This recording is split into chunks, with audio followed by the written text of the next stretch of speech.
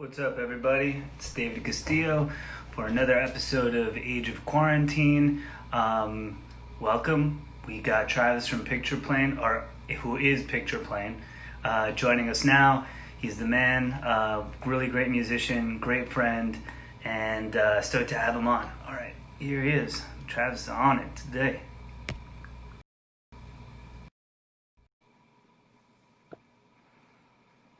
Pictureplane. Cheers, everybody.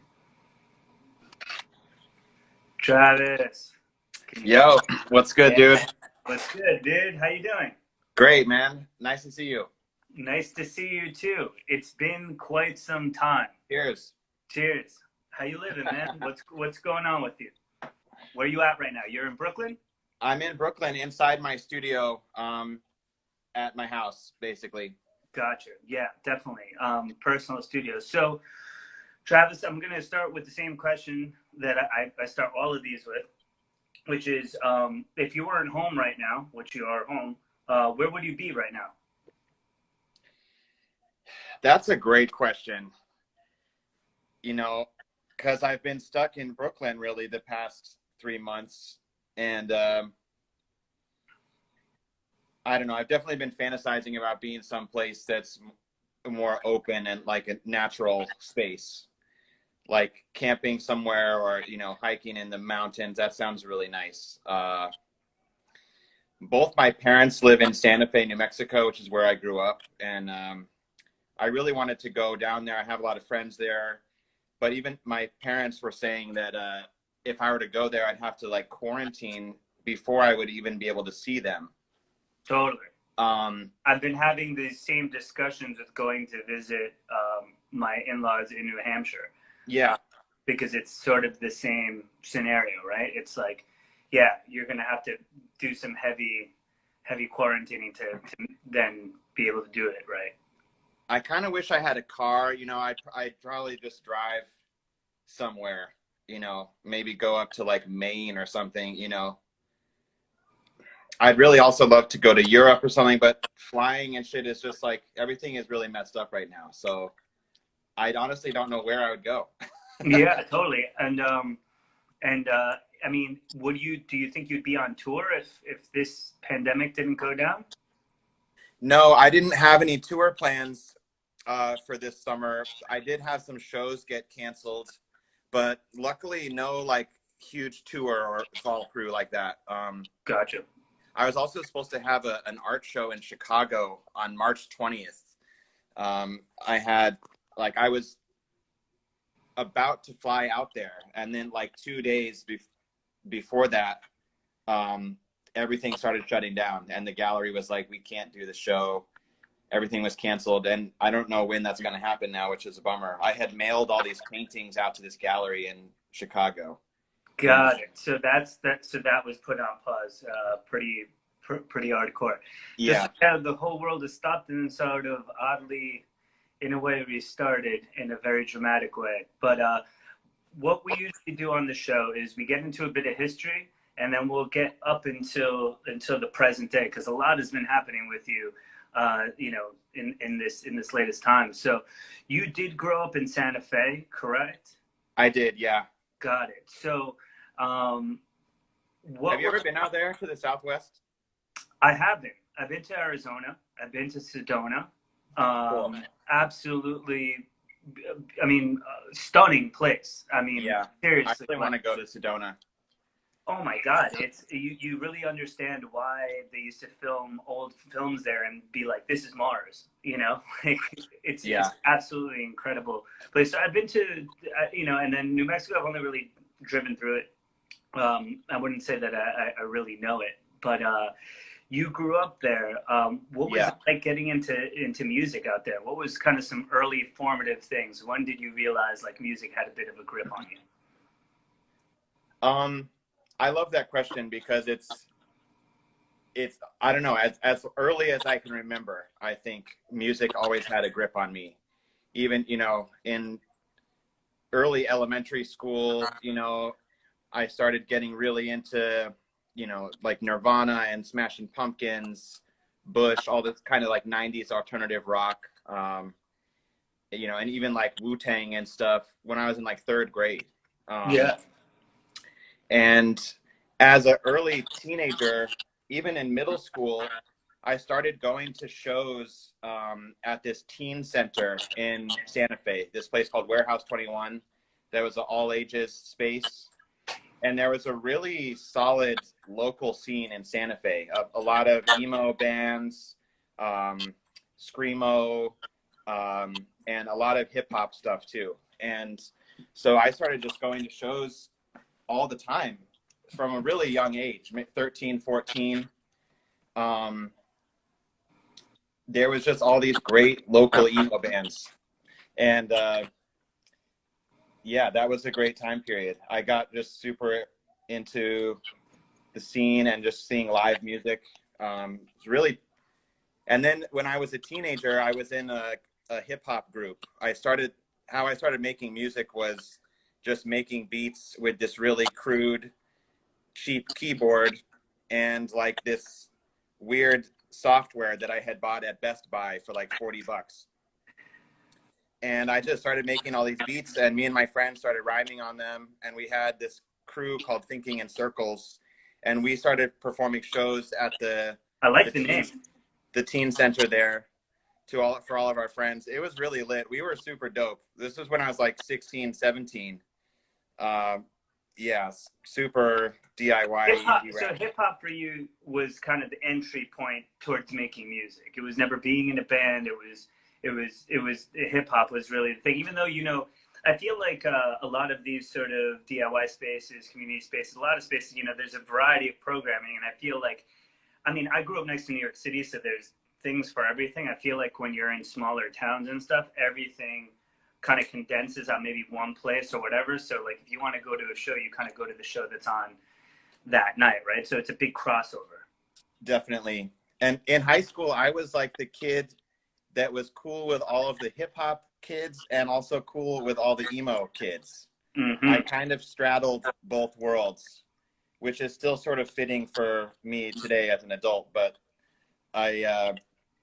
yeah, hip hop was very big when I was a teenager in Santa Fe. This was in the early 2000s, and that was a really strong period for indie rap and like DIY stuff. You know, a lot of people, they're first exposed to DIY culture through like punk and stuff, and hardcore.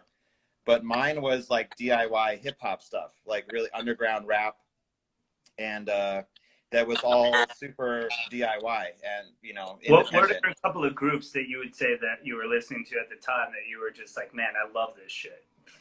For me, it was all of Anticon. They were a record label that was like really forward thinking. They were definitely making like the weirdest like art hip hop, and it was like super independent, and they created their own label.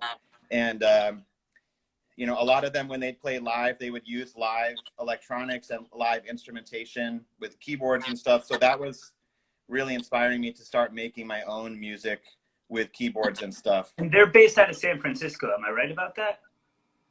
At the time, yeah, it was like a Bay Area thing, but they're scattered all over the place now.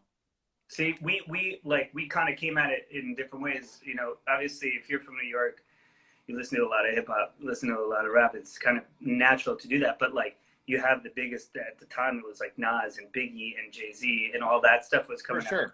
But I still remember when I discovered stuff like Def Jux and LP and Mr. Lif and you know, Rob Sonic, all this different stuff, and I was like, oh, these guys are what they're doing is sort of like and then I started understanding this different sort of like this more DIY side to hip hop, which was really interesting to me. And I got LP really helped kind of create that with Company Flow. You know, that record I think was this like super groundbreaking album in 1997 that really started a whole revolution of DIY underground rap. So I love LP. I think he's such an incredible artist. And yeah, Def Jux was really inspirational to me too. Definitely. just coming from here, that was kind of the thing. But I was already like super steeped in like punk and hardcore and stuff. So for sure, that was like, oh, it just kind of turned it around in like this different way, you know. So you know, also at that time too, you know, I wasn't just listening to hip hop. I was listening to a lot of, you know, stuff like Thursday and At the Drive-In. You know, those were two bands that were huge for me in high school. And yeah, as soon as I left high school, I went to art school when I was 18, and you know, I really wasn't even listening to that much rap. It was, you know, just I started getting really into like weird noise music and like Lightning Bolt and Black Dice, you know, Wolf Eyes, shit like that. That became super inspiring to me. But I'll always love rap, you know. Sure, but I mean that's just the beginnings, right? And then we continue on that journey, and then those are the very beginnings of Pictureplane and stuff. Yeah. Yeah, and I think that that's really where it lies too, is making those connections between these things that maybe in certain ways might culturally feel a little bit disparate, but maybe sonically aren't as disparate as you might think, right? Yeah, you know, a lot of people don't think about it, but rap and hip hop production is just electronic music, you know? So I came at making electronic music through hip hop, but, you know, to me, it was all just electronic music, really. Yeah, I you know, as somebody who's engaged in making electronic music over the past couple of years and just stuff that I like, yeah, it all just kind of boils down to sort of the same thing when you start thinking about it a little bit more. So when did you, you know, I always thought that you were from Denver. I know you personally, so we talked about these you know, other things. So I know, you know, sometimes you're like, oh, the band is from X, but someone really is from Y, you know? So when did you really move to Denver, and when did like Pictureplane start coming into focus? I moved to Denver when I was 18 after high school to go to a small art school there.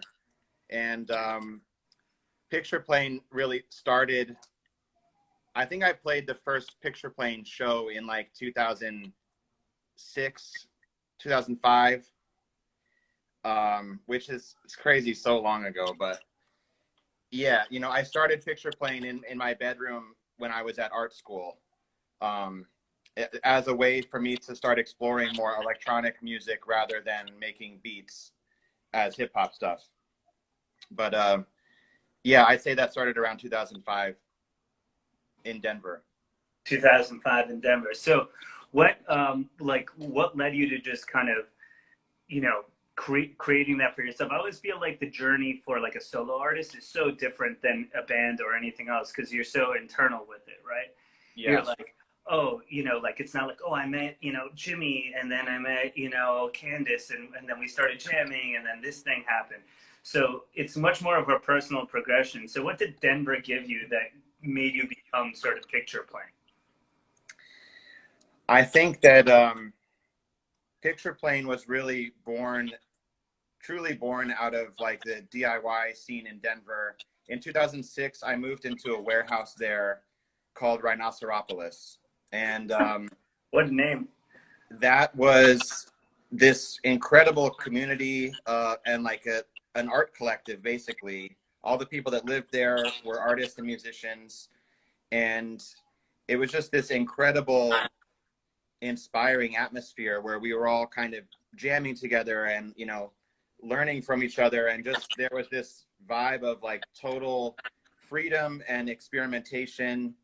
And it was really, it just made me flower as an artist, really, being in that environment. We would throw shows in the warehouse, you know, and create just our own reality in there. And Pictureplane is really born out of that DIY warehouse scene.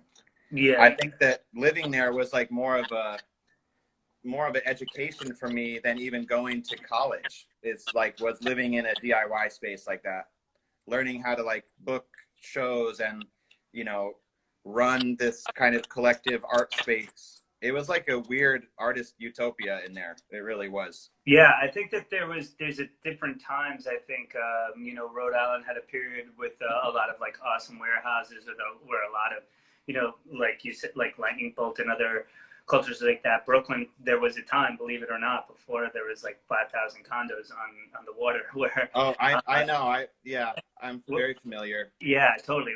And I know you were out here, but really more for our viewers here that, you know, that's why a lot of this sort of culture around the yeah and the rapture and you know, TV on the radio really like sprung up, and a great scene sprung up because of, I think, that opportunity, that wellspring of creativity and the access to just space to create, right? A lot of people, it takes resources to create, it takes space to create, and that's a pretty amazing thing. Did you, when you were kind of making music and then balancing sort of all of your art pursuits, did you feel maybe sometimes that one took over the other as certain things were emerging, or has it always been this very audio-visual thing for yourself?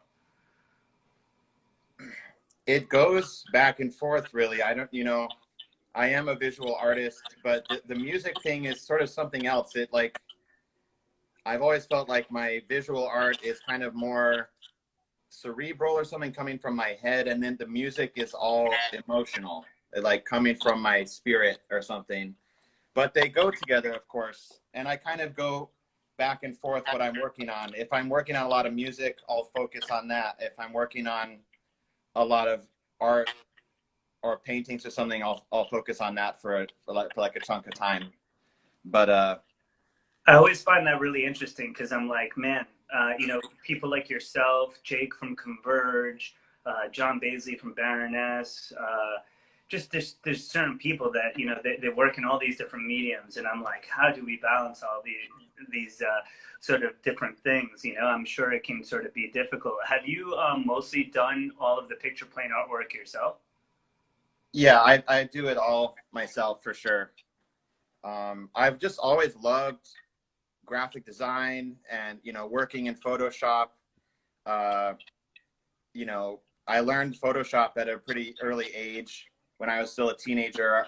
And yeah, I don't know, just working with art and graphics is always, you know, very fun for me.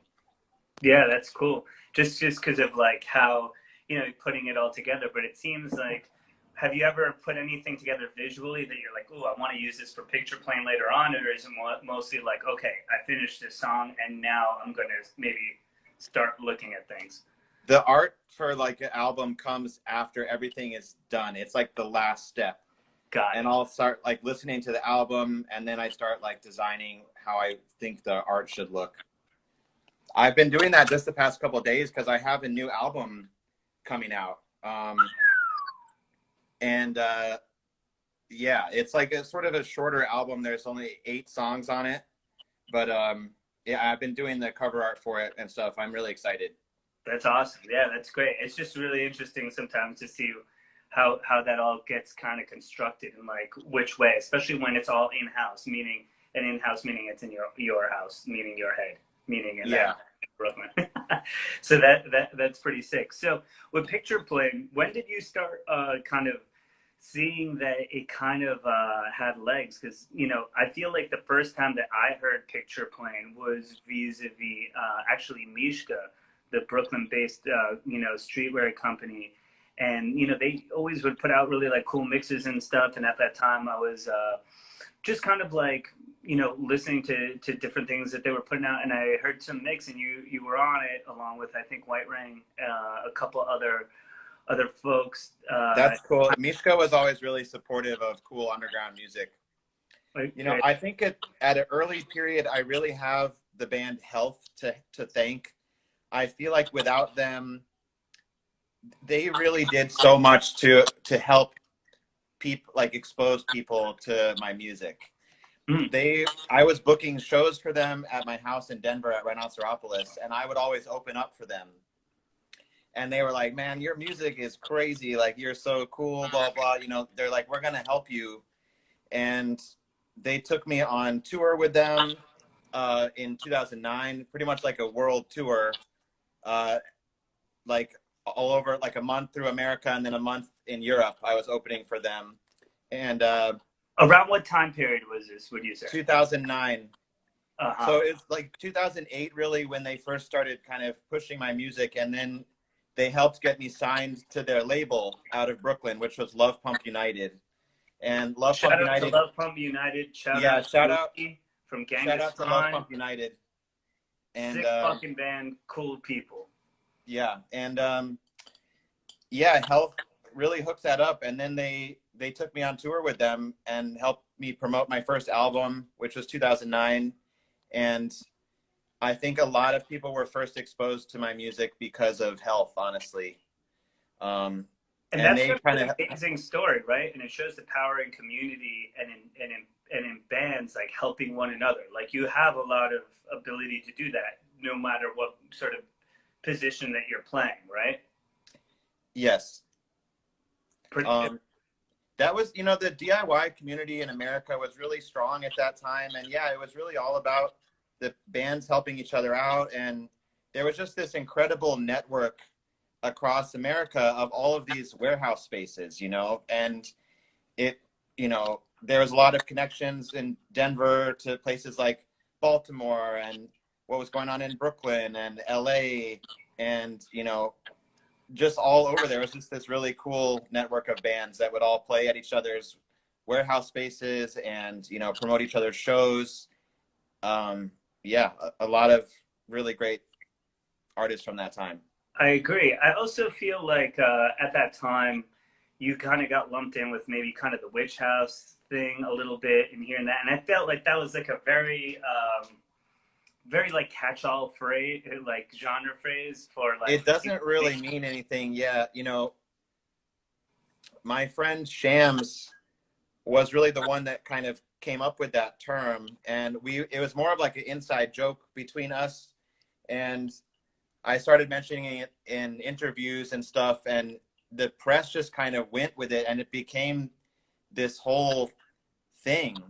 It was really supposed to talk about like dance music, like house music, witch house. It was meant to be a pun about house music.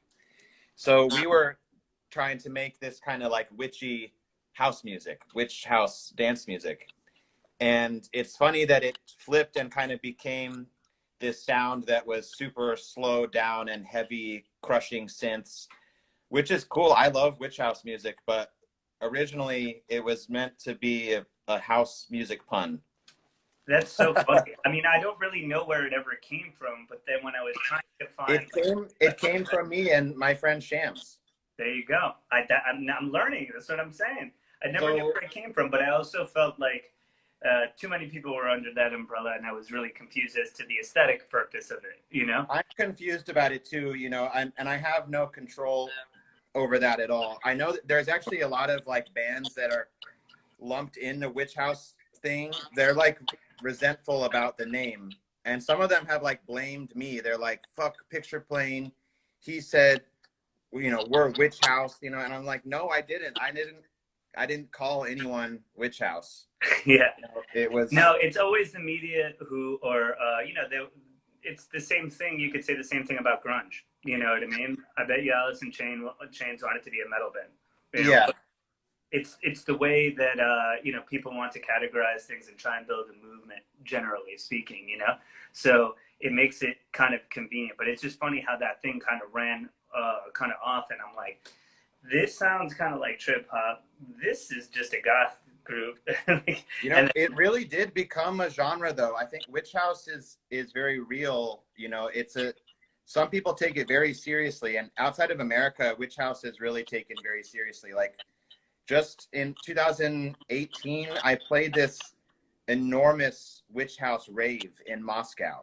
I played live at, and it was like 1,000-person rave of just witch house artists, and people were losing their minds. It was so sick.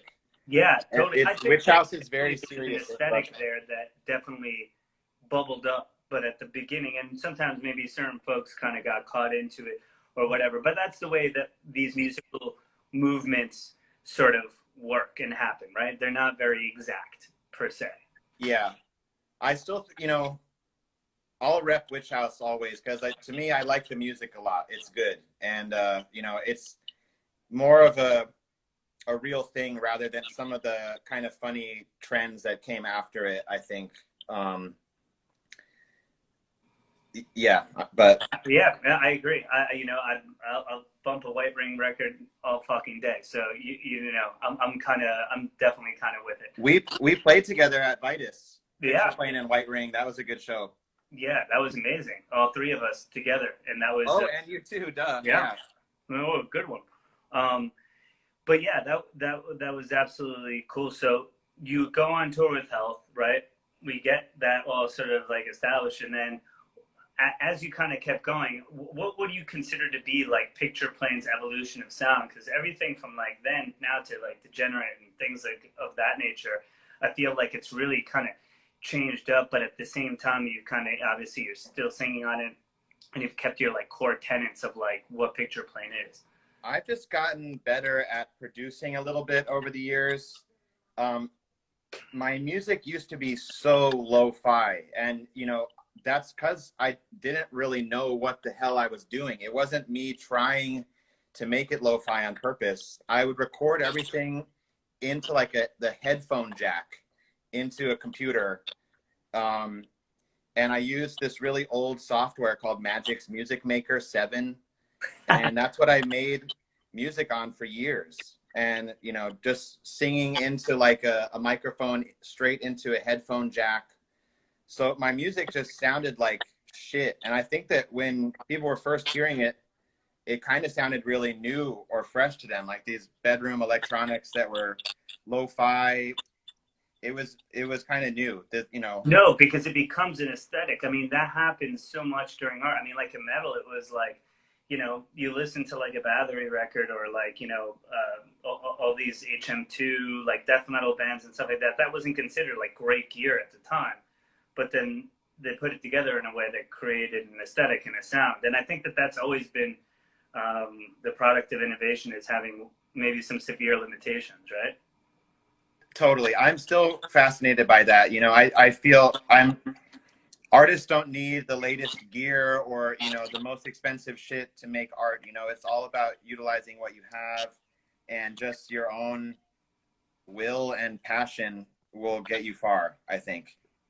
I definitely agree. I mean, and I think that sometimes when you don't have all that shit, the need to innovate, the need to find the way is going to maybe lead you up a road that will be really interesting, because you're just like, holy shit, like, I got to figure this out. And maybe I don't have like a, whatever, like a 60, 4-channel like mixing desk, or I don't have X, Y, and Z. And obviously computers have democratized things a bit, but it's not quite all there. So do you see like a particular arc with the aesthetic of your music to do with kind of your access to technology and just getting better as a producer?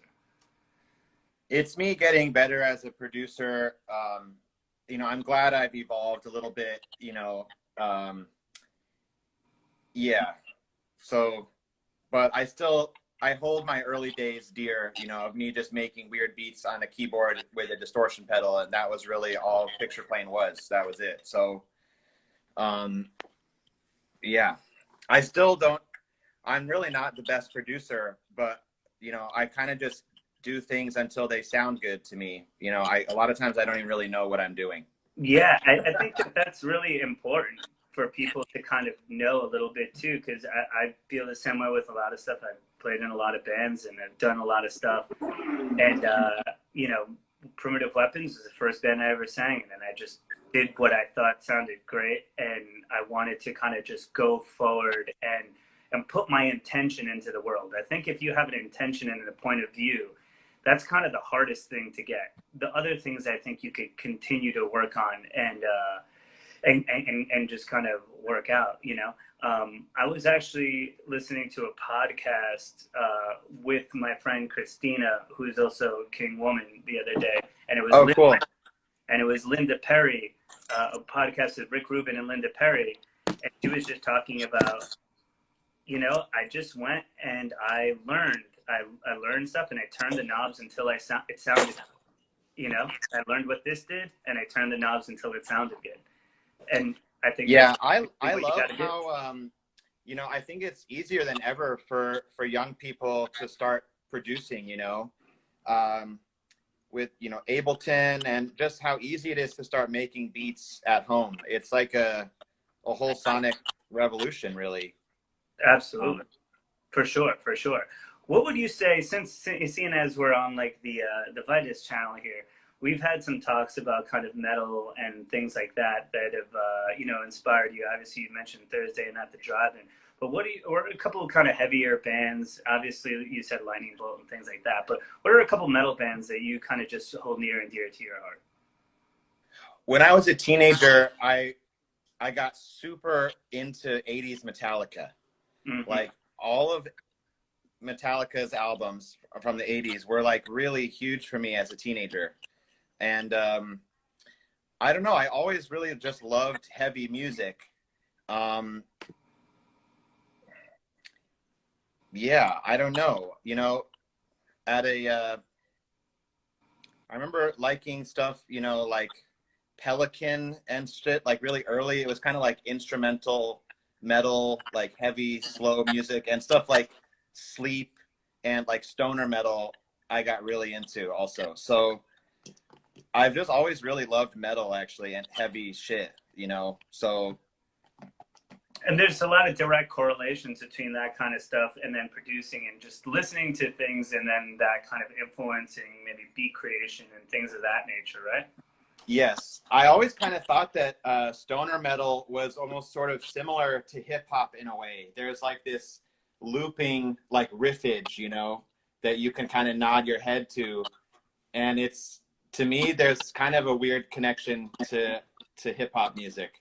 Definitely, it's a minimalist. Doom is definitely the minimalist of the metal genres. In my opinion, it's like other minimalist genres, like a techno or a hip hop, where you don't need like a lot around it. You need a couple of big core pieces that just make it work. And the changes got to be really good because you're not going to do a lot. But if you have, I love that. It's great. I love that band Ohm. That's just the two piece. Yeah. Some of the sickest, like, yeah, repetitive kind of doom stoner metal. It's great.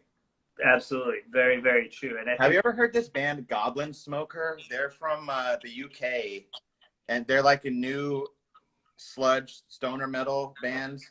It's all about like literally about like goblins smoking weed and shit, like fantasy. But it's so sick, dude. You should check them out. All right. Well, there we go. Goblin Smoker. You yeah. mentioned. I'm gonna check it out. We're gonna put it on the dial. So that's. I remember when we were hanging out, you were wearing a Pantera shirt, and I was like, "Yo, you should listen to this band VOD from Long Island." And, oh yeah. And we put on that too, and there was a great little discussion there. So I wanted to you know, kind of just now kind of bring things up a little up to date, because you've had so much shit happen to you in the past 6 months that I feel like you know, we should speak on it a bit, because yeah, there's just been a lot. So you got sick and you got robbed. Could you talk a little bit about that story for maybe anyone? Yeah, dude. Like at the end of March, I got super sick with Corona. It was crazy.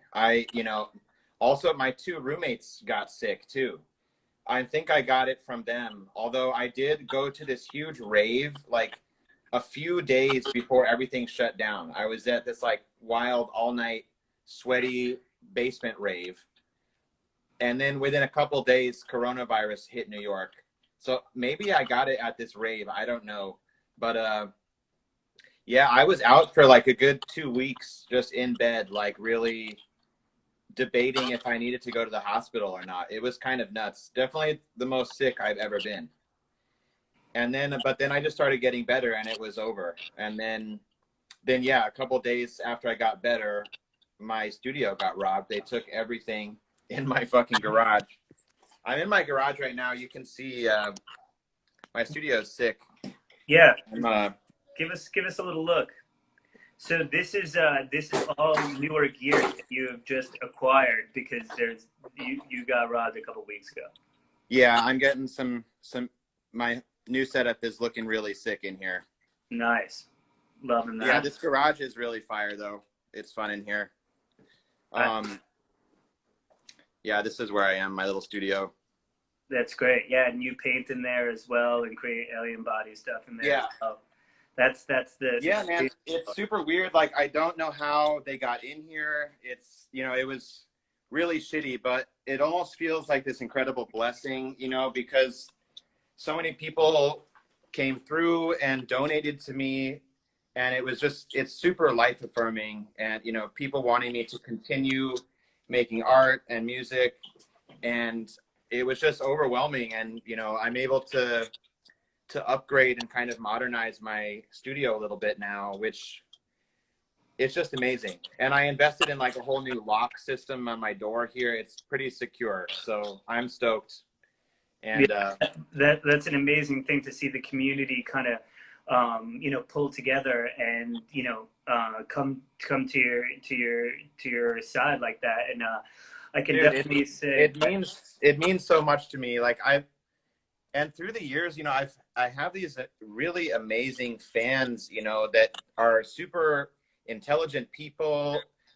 I've gotten like really crazy gifts sent to me a lot by people that just say they love my music and they want to kind of like show how much it means to them. You know, it's really amazing. And yeah, so many nice messages were written to me after my stuff got stolen, and it was just super humbling, and it felt good, you know, to know that people care about my music out there a lot. For sure, man. I mean, and I think that even you know, just so folks know, you know, when you do creative pursuits and stuff, sometimes it can be a bit of a lonely place. It can be a little bit tough, and even just some words of encouragement, like, "Hey, man, that track was cool," or anything like that, is always appreciated. And I can definitely. It really is. I think you know, artists.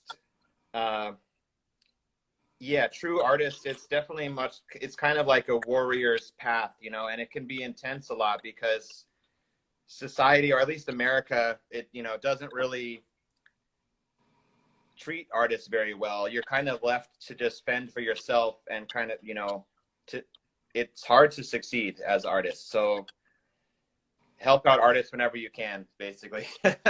For sure, man. And it's cool, you know, with Saint Vitus, we've had a similar thing happen to us with, you know, people trying to help us out vis-a-vis Kickstarter, and it went incredibly well. And, you know, we're really grateful for that as well. So we both sit in that same position where the community of people around us have, you know, affirmed that they want us to continue doing what we're doing. So I donated to the Saint Vitus one. Thank you very much. Yeah, I love that place. Is there any word on like when venues will open, or is it still just sort of totally up in the air? Well, that's a really interesting question. I think, you know, I've been doing a lot of volunteer work and just kind of getting in there with NIVA, which is the National Independent Venue Association. And that sprang up a couple, like, you know, about a couple months ago. And basically, you know, unfortunately, because we got this fucking piece of shit in office, there's no real federal oversight over any of these things, right? So it goes state to state, which already is a problem, because in Missouri or in Georgia to New York, the rules are going to be different, and everything's on a bit of a different timeline, right? And so that's really difficult, as you can imagine, with touring, right? Like, if you could play a show full stop, no you know, restriction or whatever somewhere else, but then the rules change the next state you go to, touring becomes very difficult and a really weird thing to kind of imagine. Dude, yeah, that's fucked, man. I mean, yeah. I think touring is going to be really hard for a while. Especially if every state is so different like that, you know, let alone trying to go to Europe or something. That's wild. I think it's going to have to focus more on, like, yeah, the local scenes, hopefully. Yeah, I think it'll be honestly very like regional to start. I think that the bigger problem is that right now we're, you know, like, for example, New York is moving into phase 2. Venues are considered phase 4, you know, as a bigger congregating place. And that's under a certain amount of people. So we're still quite a ways away from having that. And then when you open, you know, our venues aren't made to operate at like half speed. You know what I mean? Like a half full room is not like a great thing for kind of anybody. And we're used to operating at a certain capacity, and that's how you can, you know, make the bills happen in a business that's kind of hard. But what's even worse is that, you know, a lot of these venues only have about, you know, 3 to 6 months worth of cash reserves to really survive. So the independent venues where you and I and a lot of the what are they gonna do, dude? Enjoy, I mean, you guys had a very successful Kickstarter, but you know, what about the other small bars and venues? I mean, are they literally just fucked? I mean, how? Well, that's kind of what we're, you know, the reason the association started is there's been a lot of lobbying and work. You know, we got over 600,000, you know, emails to Congress. We need to get it to 700,000. We need to keep hitting people, you know, these folks with the fact that, you know, these small businesses are suffering. And we're not talking about Live Nation or AG. I'm talking about 2,000 independent venues. Like if you're in Minnesota, it's First Avenue. If you're, you know, in New York, it might be Saint Vitus. If you're in DC, it might be the 930 Club. It might, you know, we're talking about places that have been around for a long time. And obviously, yeah, if these places are allowed, if they're allowed to fall, I mean, that's like just a tragedy of culture. And, you know, if these places aren't allowed to survive, I mean, what do we value in our country? You know, I don't know.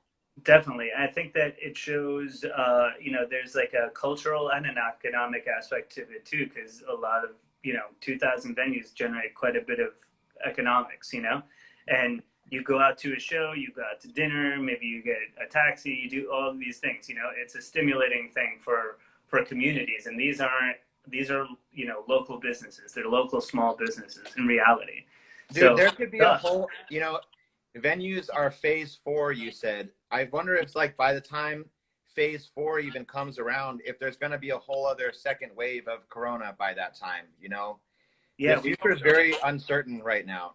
Yeah, we really don't know. And, you know, at the end of the day, it's a big issue for the arts community. It's really difficult to kind of navigate. We're in a pretty good spot, that being said, because of the, you know, graciousness of people, you know, trying to help us out and us creating this Kickstarter and stuff and making some cool shit. But that's not enough to sustain a whole ecosystem of independent music that we enjoy. That's a lot, you know? So it's a big deal. And you know, there's no easy answers right now unless, you know, we can get some support from on high. And, you know, we're trying really hard. We've made a lot of noise. We're in there along with the restaurant industry, like really like rattling the cages, but who really knows? And honestly, right now, what about just bars in general? Not even venues. Will that even open in this summer in New York? That's also kind of, you know, these are, you know, different feathers of the same bird. You know what I mean? Bars obviously operate in restaurants and like similar capacities as, I mean, I don't want to say capacities because that's different, but they operate using similar models, but they offer different services, you know? And so in a way, maybe there's different ways for outdoor dining, other things to kind of come into play for certain folks. In New York City, that kind of stuff is harder.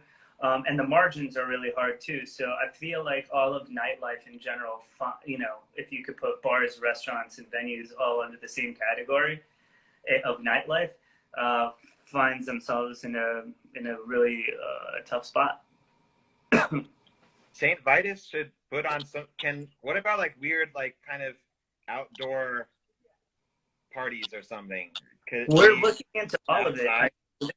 Association, like a more local New York venue association that has sprung up, and we've been looking into all sorts of interesting ideas. So and trying to see what we can get away with. So of course we're always looking to innovate and push forward and do the best that we can, you know. But to be honest, there isn't a lot of guidance. We don't really kind of know what's happening, and then also, you know, other other things have obviously been happening in this country between protests and other things of that nature, which are crucially important and should be like top of the list. So there's a lot of, but all those things are intertwined. You know what I mean? Like when you think about, you know, things like activists calling to defund the police, they probably want to put that money somewhere else. Education, community, healthcare, a lot of the things. The NYPD are given a budget of $6 billion a year. Correct. I don't think a lot of people know that, myself included, until all of these, you know, the civil unrest kind of, and people were actually kind of exposing and looking at these insanely inflated police budgets. That's like, where the fuck does that money even go? It's just so whack. The police do not need that much money. The city could be doing so much with that money. It is crazy that their budget is that high. Yeah, it shows you a lot of if you know where you spend your money is like your priority list, you know, and like maybe if you look at the military budget in America, you know, it's completely astronomical, and it makes every other country's military budget spending look like so tiny, and then on a graph America's is like through the roof, you know. Sure. So it does show where our priorities are, and art and music is low on those priorities. You know, I think our government would be happy if there was no art. You know, I think art and music are a threat really to the status quo. It's another way of learning too, right? And so I think that, you know, you have to question how much people how much they want an educated populace, you know, or do you want really people who are like good at doing jobs and stuff like that? And that's a very different thing. And, you know, I've learned a lot from a lot of different records, man, from a lot of different folks, and even having these kinds of exchanges, you know, like me and you talking to one another, being influenced by one another, from music to thoughts and ideas, communicating these things. This conversation right now, maybe we would be on a stage somewhere playing together, doing these same sorts of things, but like in a different medium, right? And so I definitely think that, you know, music and art and stuff like that, it can really obviously bring people together and change people in really profound ways. Dominic Purient, Vatican Shadow, and I did this really cool lecture in Mexico City together about DIY culture and like DIY spaces. He was talking a lot about DIY packaging of records, but just basically putting out music yourself and art yourself. You know, it was a really neat, fun, cool experiment. You know, I'd love to. I think maybe some artist panels could be really beneficial at a time like this. Sure, and I think that also, you know, giving people more resources, more tools, more things like that. I mean, a lot of people here don't know, and a lot of people don't know, but like, in you know, my background, but a lot of it was in organizing community spaces, and then I started doing like this bar with my friends and stuff like that. And it's not too different from your story, whether it's like making music or creating the space for those things to kind of come with. And like, you know, it's been a ton of trial and error and survival and fucking crazy shit. But at the same time, it's like, it's something that I feel strongly about and I think is needed. And I think exchanges of ideas are really important. Totally. And that's why venues are so crucial. And it's troubling, to say the least, to think about a lot of venues being shut down after this. You know, it's a nightmare. It's not good. Not good, but message to everybody watching. It's like, you know, just in general, keep in mind the world that you want while we're going through this, you know, period of like social unrest and everything else. Like, just keep in mind, you know, the world that you want in your mind's eye. I do that a lot for like my personal life, my own life, but we can use that same creativity that we apply to our own lives and our art and project that outwards. And I think now is a time of like extreme creativity is needed to hopefully keep moving things forward to what I believe will be hopefully a more just world. Yeah, keep that in mind. It's good to keep that optimism alive too, because we don't know what the future will be, and you know, maybe we can create a new and better world through all of this chaos right now. Totally, and that's the hope that I definitely cling to. Before we go, we got about like 10 minutes left, so Okay. I want to touch on Alien Body, because it's definitely and a little bit of more of your you know, kind of fine art and painting, because I'd be remiss to let you go without touching on that. Can you talk to me about how you started Alien Body and what it's like? Because I mean, the clothes are amazing. It came through me, you know, making Pictureplane t-shirts, and people always really liked the shirts and they were fun to do. And around that time, you know, 2014, 2015, I was really inspired by what Mishka was doing, and also Actual Pain, which is TJ's from King Dude's clothing brands. And, you know, I saw what Actual Pain was doing and I was like, damn, this is so rad. Like you know, I wanted to move beyond just band shirts for myself. So I came up with the name Alien Body and just started making some shirts. And I did a few collaborations with Mishka really early on, Alien Body and Mishka, and that it just kind of started very organically from there. And yeah, it's been about 5 years really of doing Alien Body and slowly growing. But I have a lot of fun with it, you know.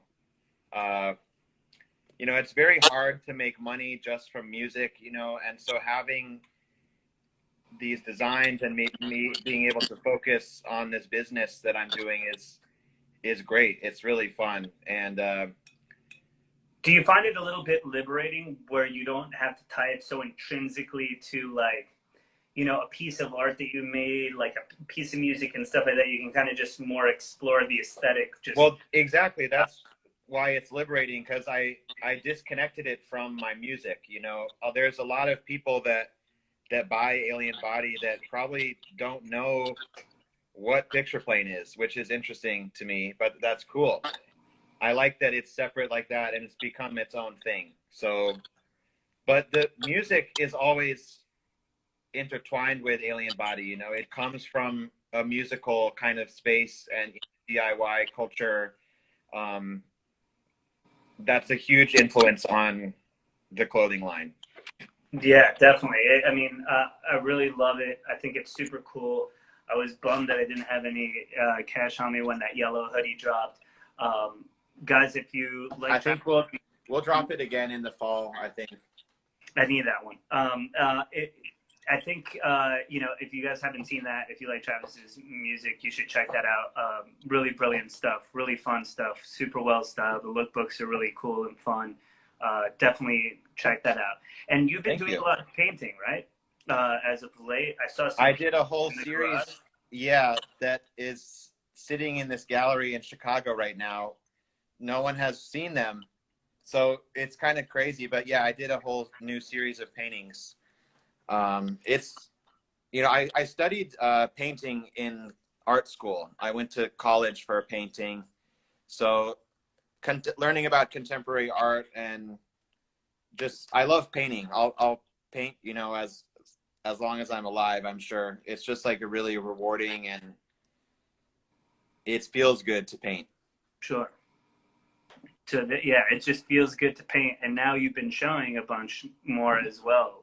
Lower East Side, you had that show. You had a couple. Yeah, I'd love to crack more into the art world. I always feel I'm such an outsider in that scene, and it's very weird. I always gravitated more towards music, you know, and like live performance.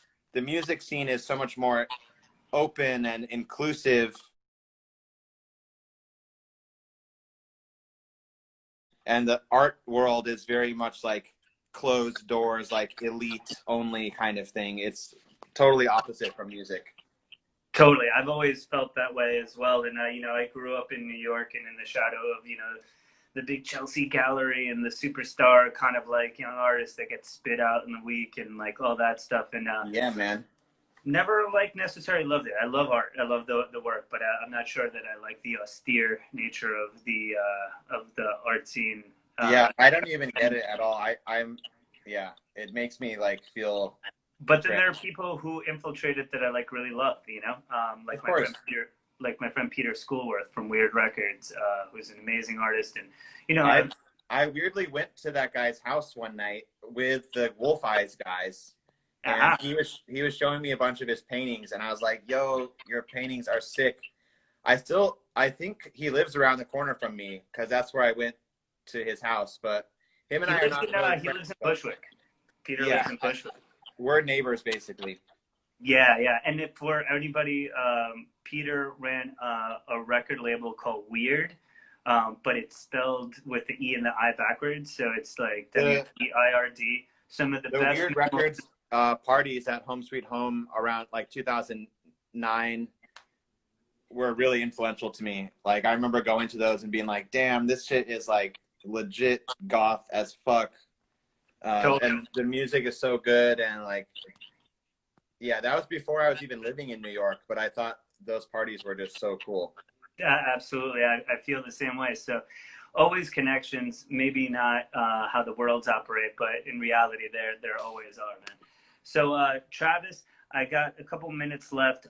We kind of end these off with basically a pretty simple but pretty complex question, man. Is like, if you got 5 records to keep with you for the rest of this quarantine, what are the records, brother?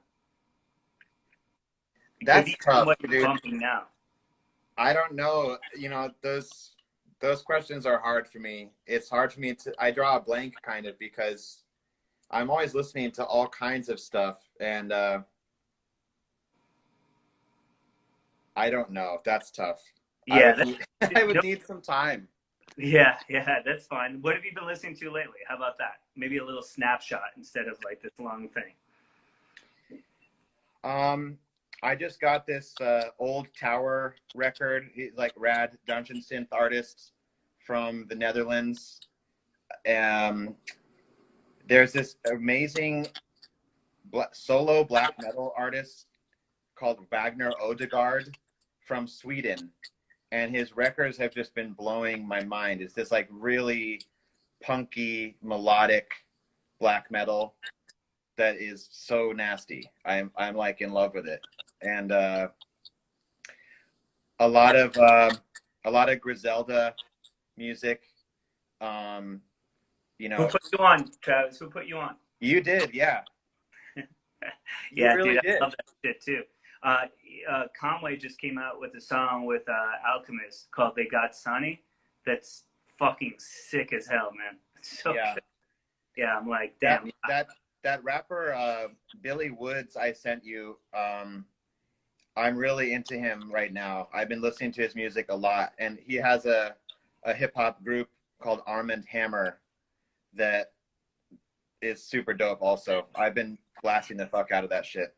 That's cool, man. And I love this. This is like some of my favorite things to do is just to talk about records, right? And all the different stuff that people are listening to, especially people who make music and stuff like that. And luckily I got it on video so I could check this shit out. So Travis, thanks so much for coming on, man. I really appreciate you. You're the best. When are you coming back into New York? You know, I didn't even realize you moved, you know, and then yeah. I'll be back in New York actually on Tuesday. I come in and out when I'm needed. I mean, I was coming a lot more obviously before all the you know, the pandemic really, but yeah. You're in Jersey right now? Correct. I need to come out there and visit sometime, dude. Absolutely, man. You're more than welcome, man. You know, I'm at the Jersey Riviera here, so we could catch some rays on the beach. You know, I grew up going to Ocean Grove Beach, which is right next to Asbury Park. Yeah, right where I'm at. My grandparents loved Ocean Grove. It's like a Christian beach, dude. Did you know that?